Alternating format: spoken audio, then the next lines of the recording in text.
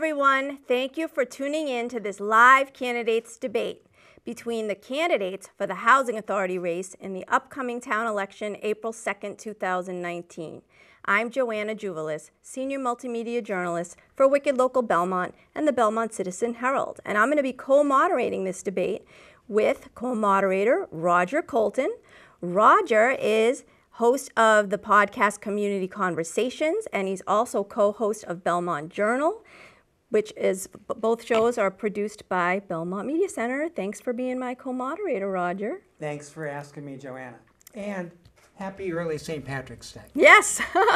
Voters will decide who fills the 5-year seat for Housing Authority on Election Day, and the candidates running are sitting right next to us. Newcomer Cassandra Page, to my left, and to Roger's right is incumbent Thomasina Olson. I want to welcome both of you here tonight. The purpose of this debate is to help voters decide who to vote for April 2nd and to get to know the candidates. Roger's going to tell everyone, what does it mean to be a Housing Authority board member? Briefly. Go ahead, Roger. Sure. The Belmont Housing Authority manages housing units that provide a place to live for low-income families in Belmont. The Housing Authority also serves veterans and serves the elderly. The Housing Authority is really one of the largest landlords in the community of Belmont. It currently manages 3 separate developments consisting of Veterans Village with 100 units, Waverly Oaks with 74 units, and Sherman Gardens with 81 units. The Housing Authority also manages a variety of rental vouchers and certificates. The authority has 5 members. 4 of those members are elected, and 1 of those members is appointed by the state. And one of the 4 members will be one of our 2 candidates sitting here tonight. Yes. Now it's time for each candidate to make their opening statement. You have 2 minutes or less, and we're going to start with Cassandra. Lucky me. So my name is, my name is Cassandra Page. I am a tenant in the Belmont Village, one of 3 developments in town that are for low-income families, as well as, like Roger said, the elderly and the disabled and the veterans, of course. I've been there for 30 years, and I grew up there as a child, and that's been something that's been very difficult for me to express to the general public, because we live in such a pristine town with an amazing school system. But I would not be here if it were not for the low-income housing that is offered through this town. My children would not be able to be here. I am now back in Belmont, living in the village.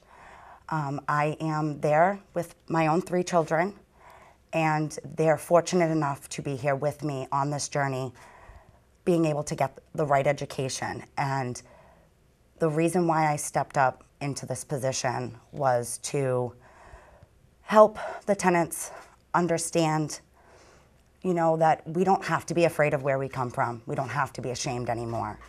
And we have a voice. So that's why I'm here. Thank you, Cassandra. Thomasina, your turn. Hi, I'm Thomasina Olson. Most of you know me as Tommy Olson.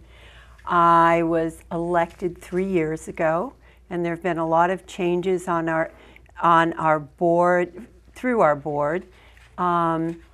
I too share Cassandra's desire to make sure that people in the Housing Authority have safe and sanitary accommodations. The Housing Authority, as Roger said, manages 3 properties, and it's a fiduciary responsibility for the Commonwealth as well as for Belmont. We need to make sure that the monies that we get, since our funding comes from DHCD, the Commonwealth, and not from Belmont, we need to make sure that that money is properly spent. I have always had an interest in seniors. I serve on the Council on Aging. I would say that of our 256 units, more than half of them are for seniors. But but I'm also interested in Belmont Village. I'm very interested in seeing that the children who live in Belmont Village get a good education. And I initiated, before our former director left, executive director left, I initiated the little libraries, which I saw around town everywhere else, and I thought this would be a good thing to have at the Housing Authority to encourage the kids. I've attempted to have some conversations with the library about having a reading class and doing some other things with the public schools. However, just to reiterate, our primarily, is that it? The bell does indicate time is up. I'm sorry, but okay. you can finish with your closing statement because you'll have an opportunity to do that. And I do want to point out that we do have this little bell. It is our timekeeper's bell. Allison Colton has volunteered to be our timekeeper tonight. That's Roger's daughter, and I want to thank her. And it's important so that we can stay on schedule. Roger, you actually have my list of questions. I'm sorry. Thank you. Well, somewhere. Okay, thank you. But I'm going to have Roger ask the first question. Go ahead, Roger. And you have 1 minute to answer the question, and then you have 1 minute if you want to rebut what your opponent says. If you have a rebuttal, you have 1 minute. So we'll start. One of the important issues between the Housing Authority Commission, the Housing Authority Board, and the Housing Authority tenants is the issue of communications. And what I would like to ask is, what are those issues that are most important to improve communications about? And why are those issues, in your opinion, important to the tenants and then important to the staff and to the board?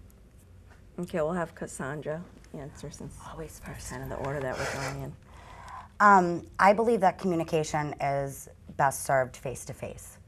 I also believe that sometimes that can be difficult, especially with all of the changes that have happened within the authority lately, both in the office, also maintenance. We're about to lose somebody who's been there forever, as far back as I can remember. And now we have new office staff. The board only changes every 5 years. So yes, we do have a little bit of familiarity with that. And that is very important. But we need to be able to trust each other and speak to each other openly. And I don't believe that that's something that's going on with all the new changes. I don't think that that is something that we, as tenants, feel comfortable doing. And I think that needs to change. Okay.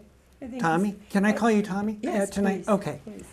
I think Cassandra raises a good point. I think there needs to be more open dialogue. One thing that the board has talked about, just to be clear, in the time that I've been there, we said goodbye to an old executive director and had a very thorough and painstaking process to bring in a new executive director. And we've done a lot of other things, and certainly communication should be our top priority. One of the things we have talked about, I know we're going to have a website, and I believe there had been another 2 tenants who had come to some of our executive meetings, and they had talked about a newsletter.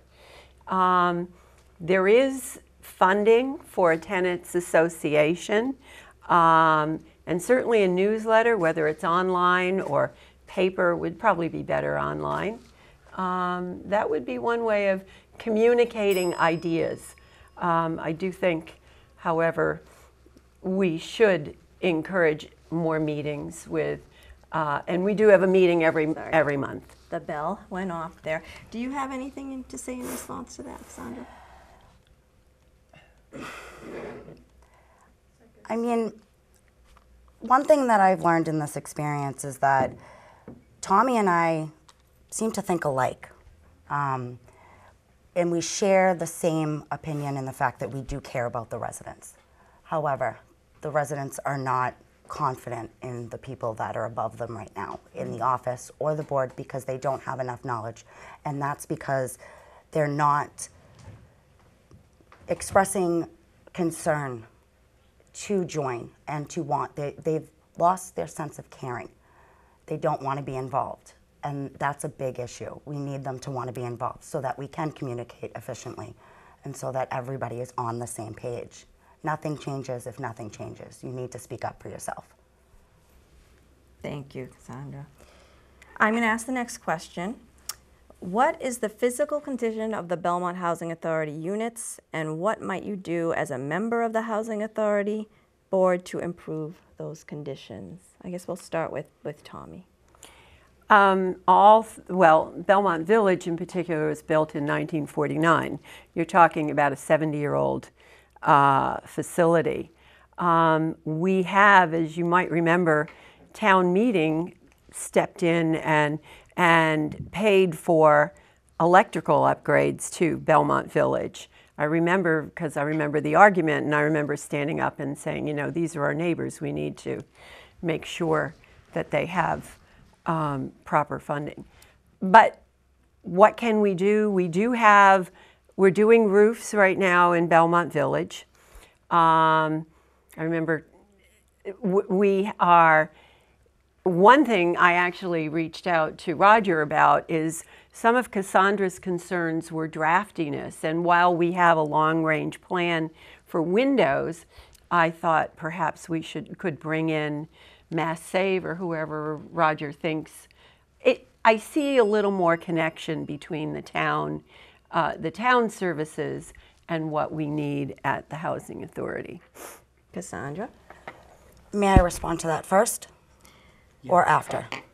You may, yeah. Before, so I don't forget. Sorry. You bring up a great point, Tommy, about Mass Save coming in. It's actually something that I had attempted to do in the past. We do qualify for those services, and I went to the office staff and I requested that we be able to do that. And they told me that because it's not a paid service, that we were not allowed to have somebody come in and make changes to the home, which was kind of confusing. As you can see, that would be very confusing because this is something that would benefit them greatly.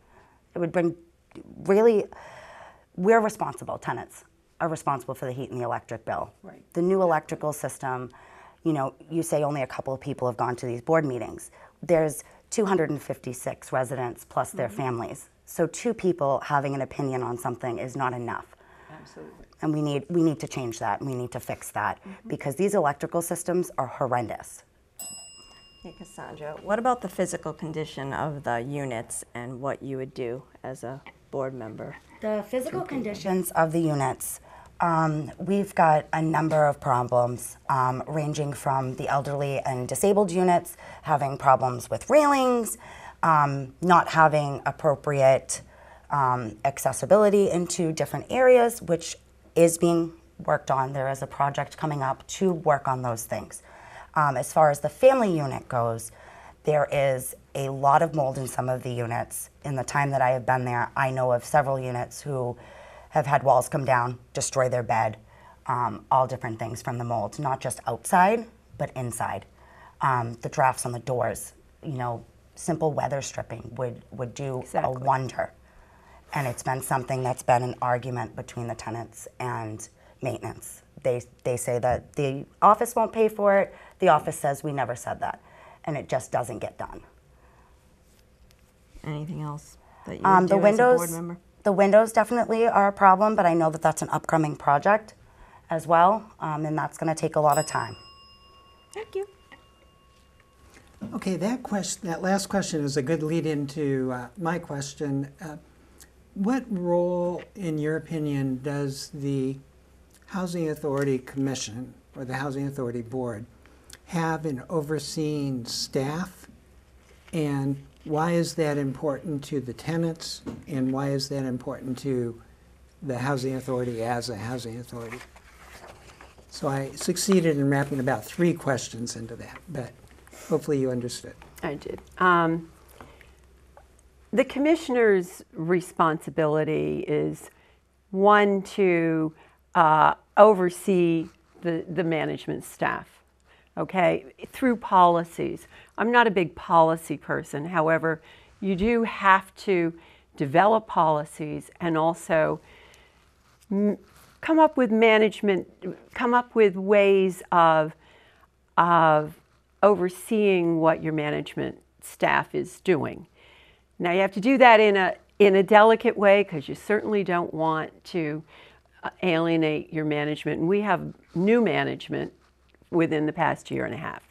The second piece that is our responsibility, and I can tell you since I've been there, is our fiduciary responsibility for maintaining the budget, making sure that the budget is allocated properly, and it's basically for the Commonwealth. I mean, because that's who owns these buildings. Thank you, Tom. Those are great points. There is a lot of funding that goes into this and a lot of different channels that you have to go through in order to get things approved, whether it's maintenance or office staff. And I think that when there are board meetings, it's a great opportunity for the board to learn what is going on in the day-to-day life.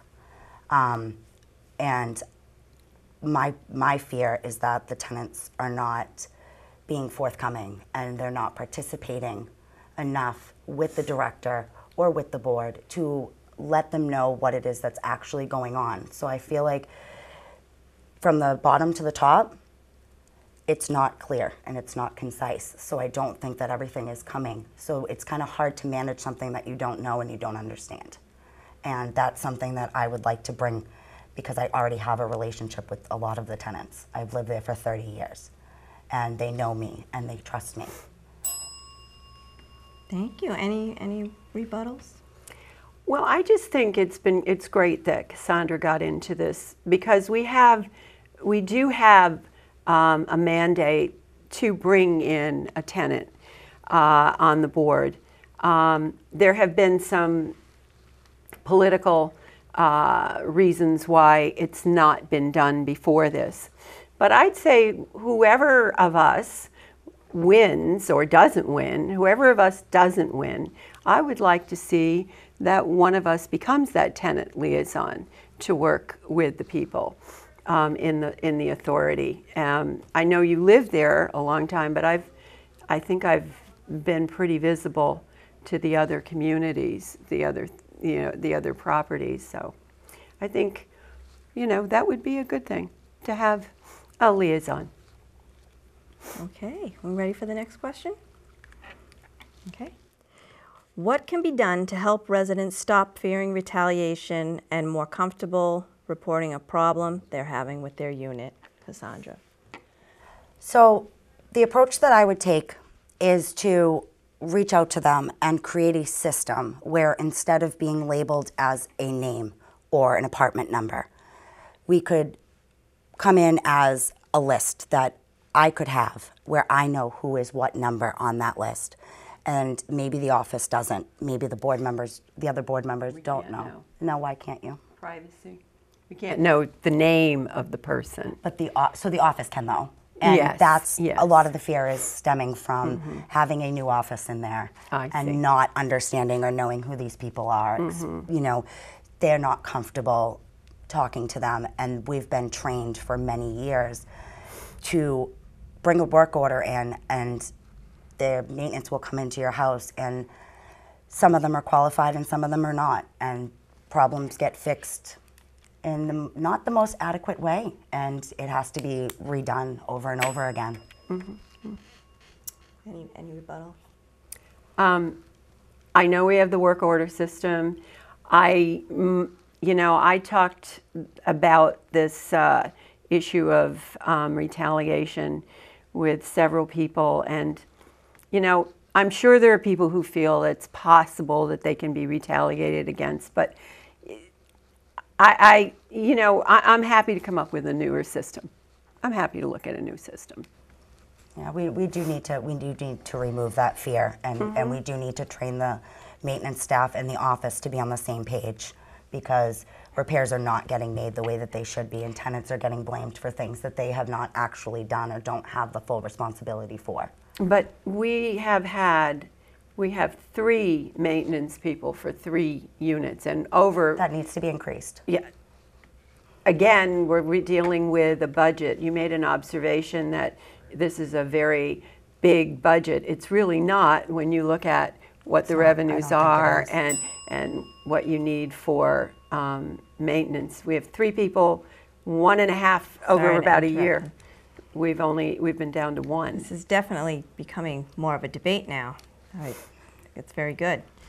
It's very good, but we have to move on to the next question. Go ahead, Roger. I'd like to drill down a little bit rather than speaking in generalities.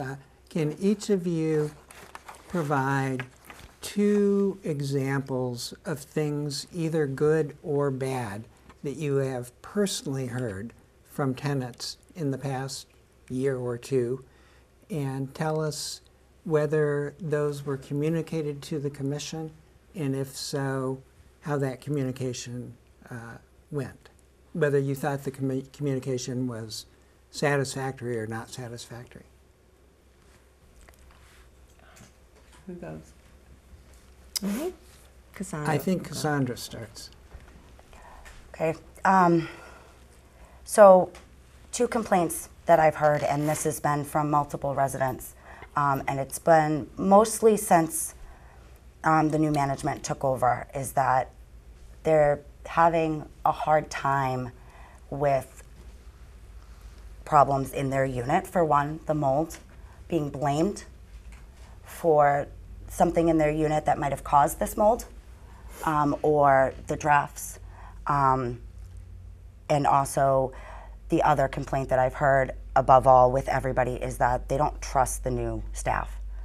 And part of that is because of the title on the end of her name, and that would be Esquire. So she's an attorney. Now, none of us like change. Change is something that's very difficult to come into, but the biggest problem that they had is that we weren't properly introduced to her. Nobody knew who she was when she came in. Everybody met her as they went in for different things in the office, and everything got changed all of a sudden, and people weren't used to that. Policies were put in place that they didn't actually follow through with, and now they are being followed through with the new management. That's definitely part of the difficulty, is that things were a little looser in the prior management, and now things are tightening up. I think the board could have had maybe a party or something, but I was under the impression that she went to each. But it might have been nice for the board to have reached out to each property. I just wasn't aware that it wasn't being done that way. As far as the mold and the drafts, we keep talking about those things, and I have reached out to the health department to help us resolve the mold. Obviously, I can't do anything. It's like when I reached out to Roger about some other ideas in energy conservation for the drafts. I can put people together, but ultimately, I need the director to go, and I would be going and sitting with her or another member of the board. I think we have time for one more question, but we really have to stay on schedule, so you have time for your closing statements. What do you see the future of Sherman Gardens to be, and what role should tenants have in deciding what the future is? I'll start with Cassandra. Future of Sherman Gardens, there is definitely potential there. They've got the space. It could be a beautiful, beautiful place. And I think that there's room to expand and maybe offer some more units. And some of those units could actually come from, because they will be handicap accessible, they could come from the family developments that we have. We have a few tenants who right now require a wheelchair ramp, but we have shared entryways, and that becomes troublesome to other residents that are using that, especially for shoveling and stuff like that. If we could bring some of those families up and have like 2 bedrooms or something, add a couple of units there that are 2 bedrooms to bring these families over so that they have more adequate living space than what the Family and Veterans is designed as, we would also open up more units for other families to come in that really need it. Tommy? Sherman Gardens is identified, received funding for developing a plan. It's a bit of a way off, but certainly one of the big things we want to have there is an elevator building, because we have no elevator buildings, and there are people who are handicapped and who do need that service. It is a big property, so there's a lot of things. I know I attended a couple I think there was an architectural design program at a few of the architectural schools, and they've come in and spoken to the board about different. But your question was, what should the residents? And I did hear from the residents that, yeah, they would like maybe even some simpler kinds of changes, and not wait for the big unit that would be bought. All right. So, yeah. Now it's time for closing statements. Cassandra, you'll go first. You have 1 minute. Okay, so again, I'm not doing this for any other reason other than to help the residents get their voice out, make sure that they do have a part in a decision, in making sure that there's good communication skills with the office without that fear. And if tenants are going to be fearful, then I would like to try to be that voice that can bring those issues to the board and to the office without having the tenants think that there's going to be any kind of retaliation. And there has been retaliation in the past. As little or trivial as that may seem to the outside, it means a lot to the people that live there, and it's caused a lot of other things to fail, i.e. work orders, obeying policies, getting to know the board, getting to know the office. Those things are not there because there's no trust there, and we need to rebuild that. That's it. Thank you, Cassandra. Tommy? I have always been involved in the town, and I think very clearly about practical solutions. Cassandra, through this entire time, has been alleging that people are fearful of retaliation. I haven't heard it. Maybe I'm too far distant from it. Certainly will be asking the question of the people that I know who live in the other units. I'm also concerned with, upgrading the facilities and, making sure that the community of people who live in the housing authority feels like they're part of Belmont. So I would like to continue as a commissioner because I think there's a lot that I can bring to the table in terms of working with the town and my experience. Thank you, Tommy. Thank you. I want to thank everyone for tuning in to this live debate. Please get out and vote. You got to know the two housing authority candidates tonight, Cassandra Page and Tommy Olson. The election is April 2nd. Be sure to get out and vote. Thank you.